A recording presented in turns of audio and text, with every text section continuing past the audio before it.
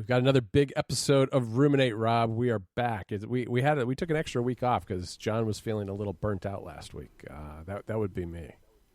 Yeah, and I didn't fight too much because I was tired as well. Tired. It was the evening. It's been, it's a long winter. There's not a lot going on in the tech world post CES. How was your CES, by the way? Oh, my CES was great because I didn't hear anything about it. No, mine was excellent too. You know what I like. First of all, I have never been to CES, and nor do I plan to go to CES because I let all those junior reporter types at places like The Verge and Engadget do the hard work and post stories. Then I just link to them, give them a little traffic, and pull out the stuff that I think is interesting.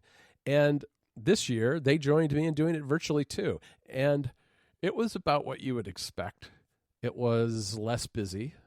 And actually, I saw some stats, I think, on The Verge that said something to the effect of there was roughly half the number of vendors from not last year, but a couple of years ago. So it was a much smaller show, which was also good because I have done these roundups of things that seem interesting in the past, and it's just been a brutal amount of work of reading hundreds of articles because there's so much stuff, but not so much this year. Though there are always good bizarre robots, and this year they all had similar names. There was Bot Handy by Samsung, okay, and then there was another robot that cost $17,000, but you only got the upper torso. Which seemed to me like for $17,000, you really ought to get the like the legs too. Yeah, I mean, I want a whole robot. Yeah, for that you want kind the of whole money. thing. You want the whole thing. I mean, and that's the kind of thing you should demand. That's the kind of thing you should expect, really, as the purchaser of an expensive robot are some feet, or at least some wheels to get it around your house. But well, you could buy the Mac Pro wheels and just sort of pop it on the bottom of the torso. And you probably could. But this is and it's an open source robot too. So I don't know. Maybe it's a Linux robot. You never know. It's the year of Linux on the robot. It's always the year. It's perpetually the year of Linux on the robot. Exactly. I have to find my CES 2020 story because the legless robot had a very similar name to the Bot Handy, and I like Bot Handy. I think that's a good name for a robot. Wow. Why is the search on Mac Stories not working particularly well for me today? I don't know. Well, anyway, that was my CES. That was a long time ago. We should probably move on to something different because CES is not something that people are probably that interested in any longer. I don't think if anybody didn't pay attention, they missed very much. It was like, incrementally better TVs, very little home automation stuff, which I thought was kind of interesting. It seems like people don't care about that as much as they used to. Is it because people have realised that it's all too much of a pain in the ass to keep going?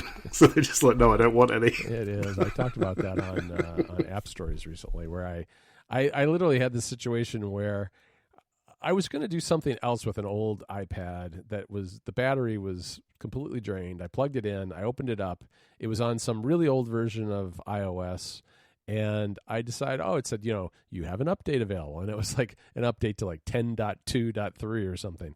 And I updated it, and it did two things. On the good side, it corrected a very bad iCloud problem I had where I subscribed to the Apple One bundle with all the services, but I couldn't get access to the Apple Arcade games for some reason.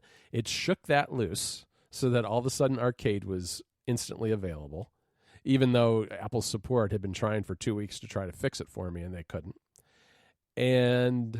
But at the same time, it wiped out the entire Home app for me. It eliminated every single device, and when I opened Home, it was like I'd opened it on a brand new, fresh iPhone that had never been set up.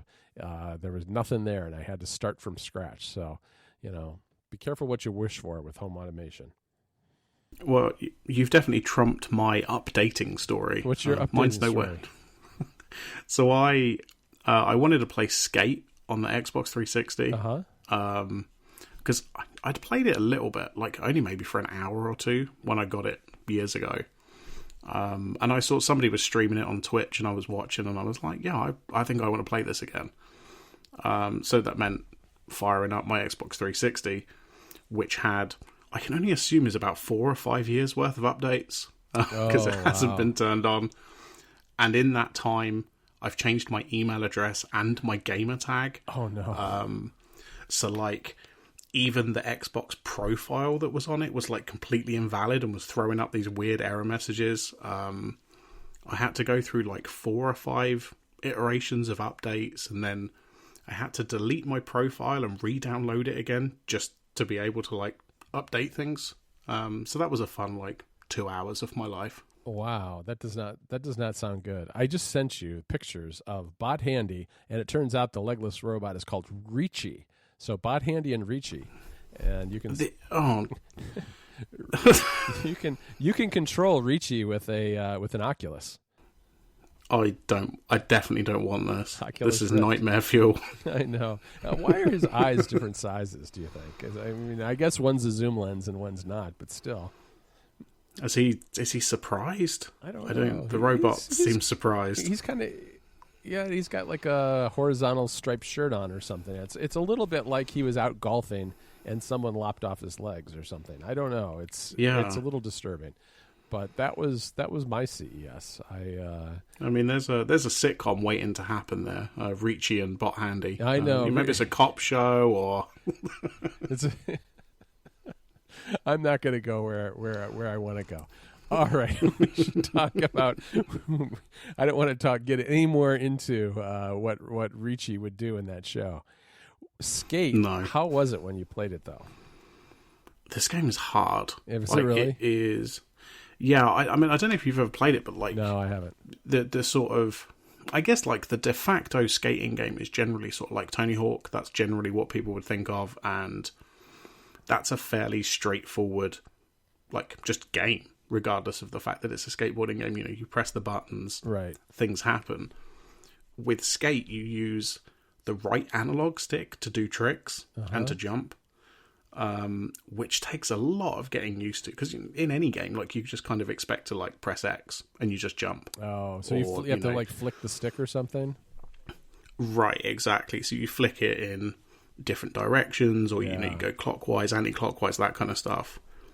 So it took me a good I walked away from it at one point. I was like, I'm not playing this. It's too hard. Like, I was in a mood about it. I was like, no, this is too difficult. And then I came back to it and gave it another chance, and compared to, especially to Tony Hawk, it's a lot more of a slower game because it's way more realistic. So like, if you want to do a jump or a grind, you don't want to be going fast necessarily. You kind of want to slow down and like really think about what you're doing.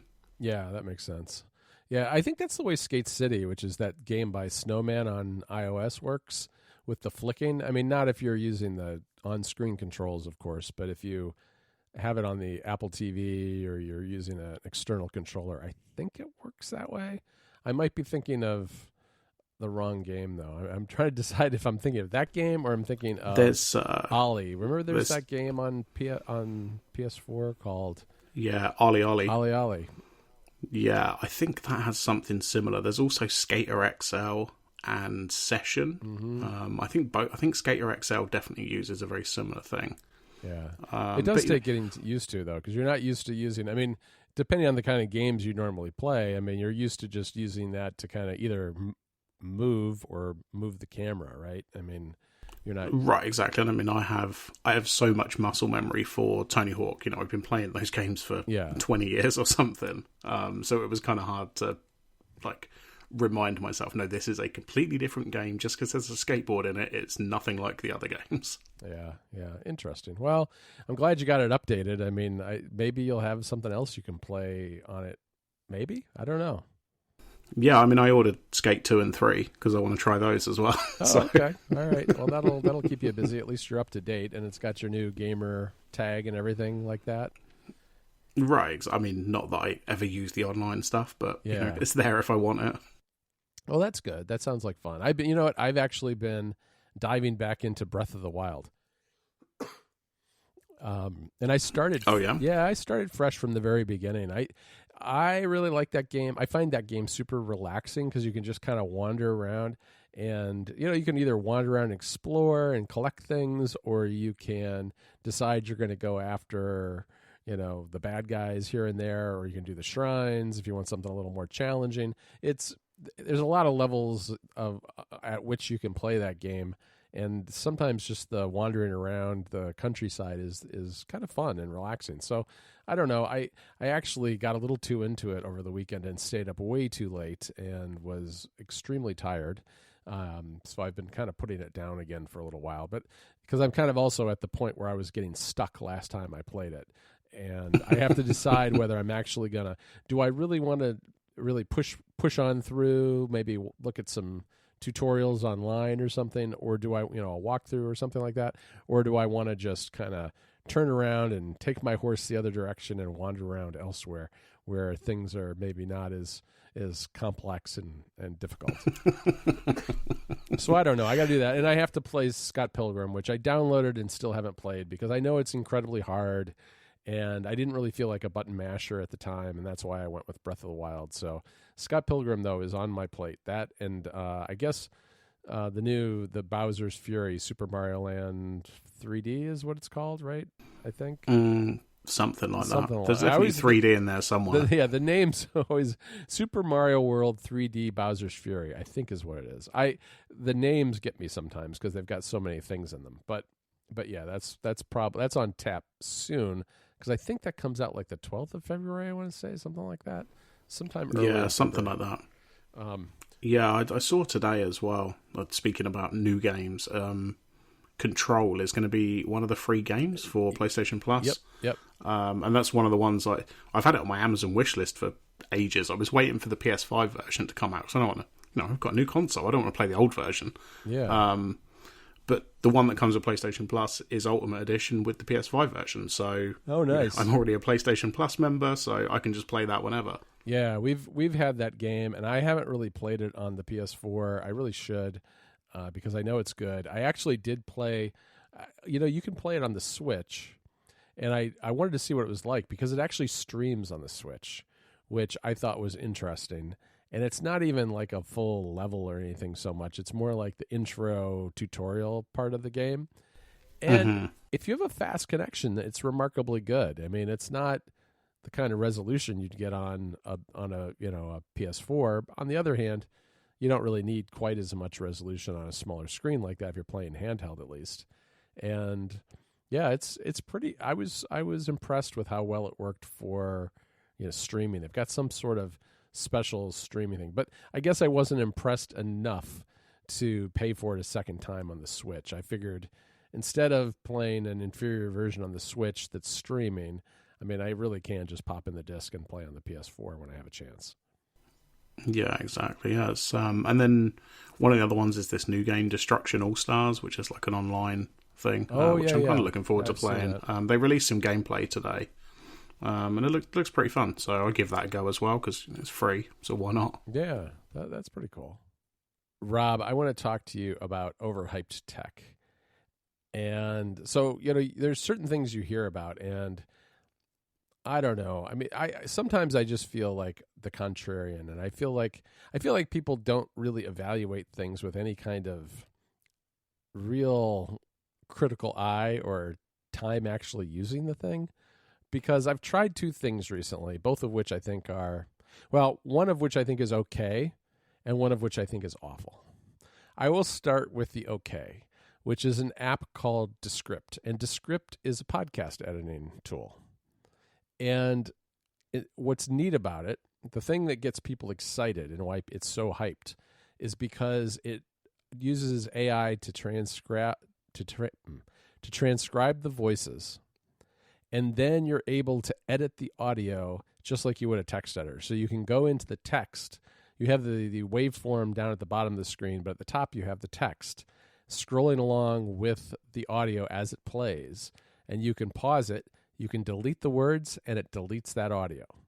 And that's it's pretty neat. It's a very neat trick. And so I looked at this, and I thought two things. First of all, this could be a way to have transcripts of podcasts that I do. Mm-hmm. And because it has kind of two modes. One is a mode where, as I said, as you edit the text, it edits the audio. The other mode, you're just editing the text itself. Because it's AI. It makes mistakes, especially if there are people talking over each other. It has a hard time figuring it out, and you have to kind of go in and clean. And also, I think especially, tech podcasts and things, using a lot of, API terminology, weird names for technologies and apps and things like that. It gets that stuff wrong a lot. So you have to kind of go through and clean things up. And it's got a lot of good tools for doing that. I didn't find, but here's the thing, a couple of things. One is it doesn't do a very good job of editing the audio in certain circumstances. It's great. Now, this is the reason I kind of knew about this. I had heard about this in a bunch of places, but the first person I knew who really used it to any effect was Jason Snell when he did a thing for Relay FM called 20 Macs for 2020, where he went through, he interviewed a bunch of people about what he considered the top 20 Macs, and he did them like once a week, I think, or throughout a lot of 2020. In any event, he interviewed those people. He threw it into the script, and then he pulled out the quotes that he wanted to use, the audio quotes he wanted to use from each of the people, so he could interweave them in kind of a NPR-style podcast. And that, he said, was fantastic for that, because he had that person's track, and he just wanted to pull out, 3 or 4 sentences of them saying something about the Power Mac or whatever. So it works really well for that kind of thing. Not so well for when you have two people having a conversation like we are, and you might say, or right in the middle while I'm talking, or there might be just like crosstalk over Skype.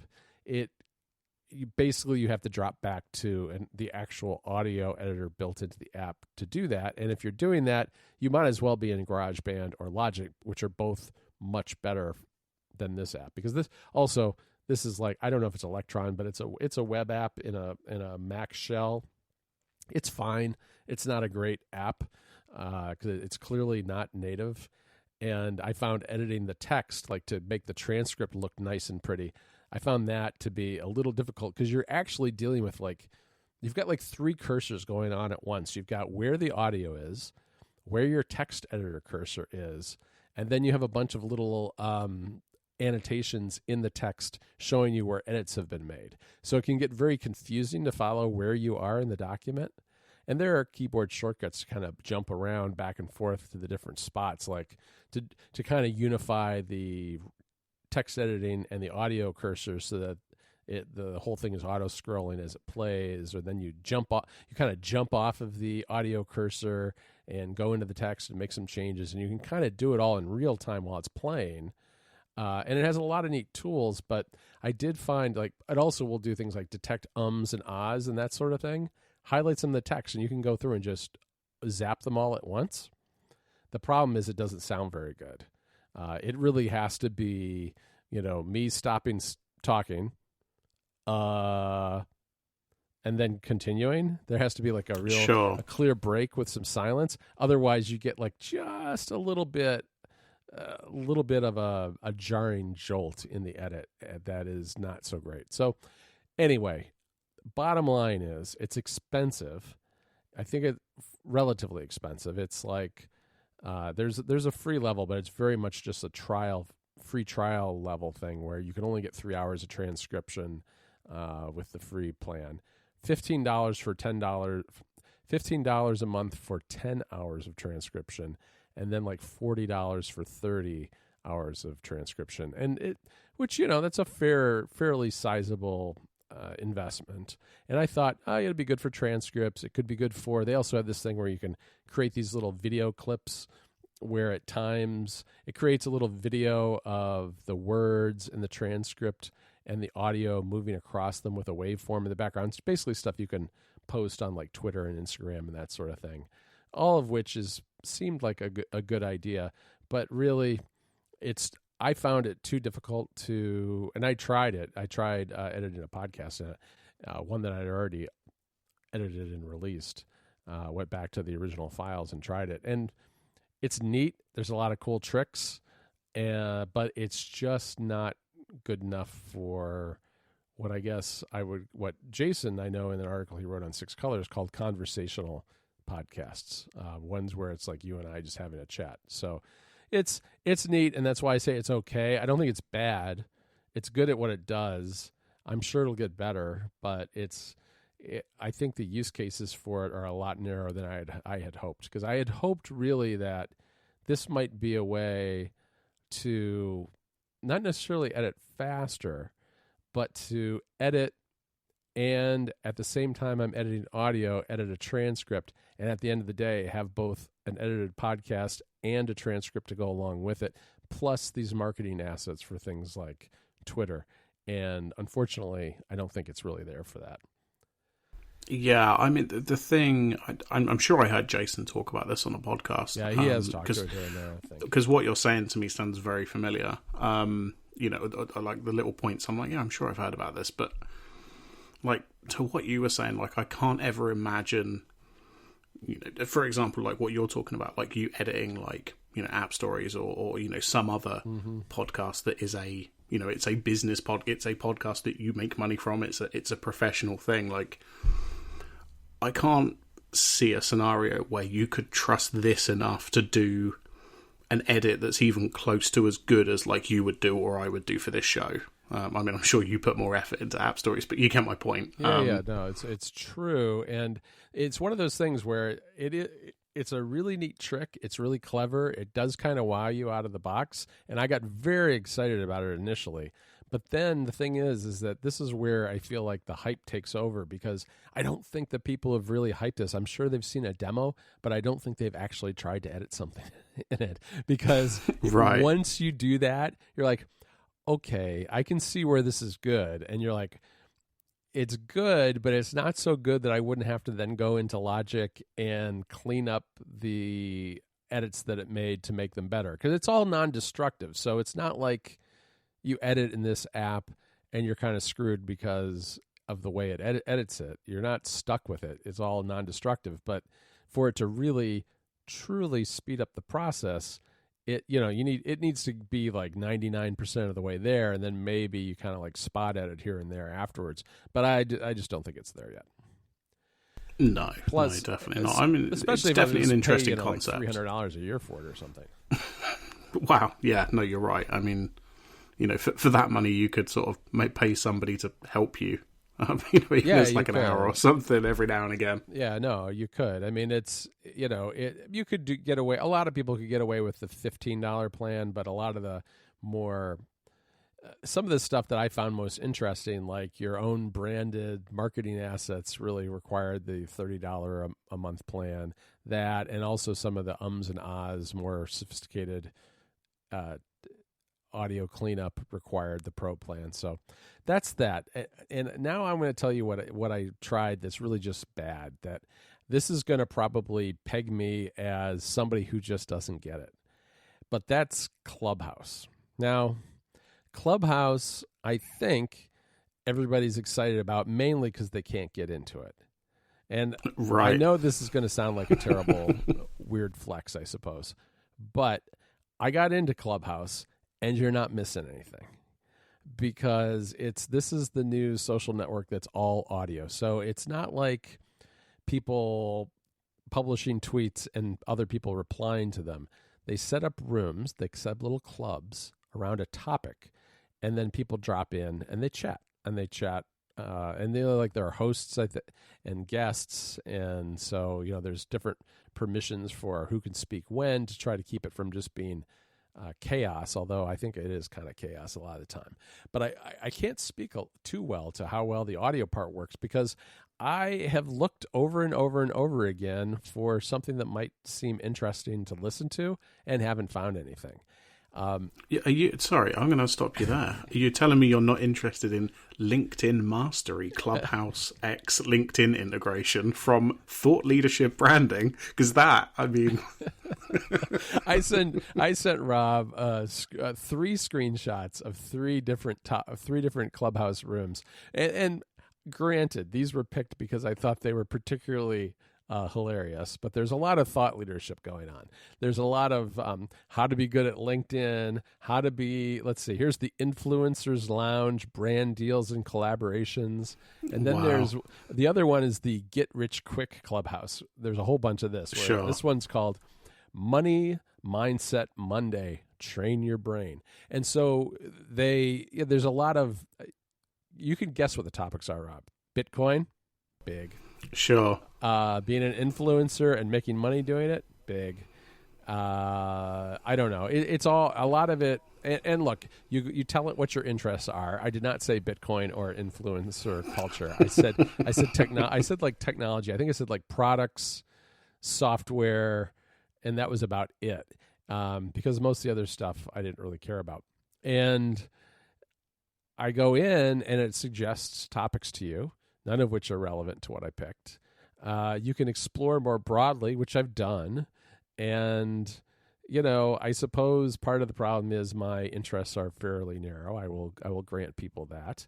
But I don't know. There are two things about this that bother me. One is it just seems first of all, I don't like the exclusivity of it. And the good thing is that if you disagree about the worth of Clubhouse, my sense is it's going to open up wide very soon. That their plan is to do it in 2021, and they are granting a lot more they're doing one of those things where like you get in, then you get like 5 invitations, and you can hand them out to people. So I got my 5 invitations, and like 2 days later, they gave me another 3, and I mean, and you didn't even offer me one. You can have one. I will send you one. Rob. Please don't. I offered one to Federico, and he's like, "No, I don't think so."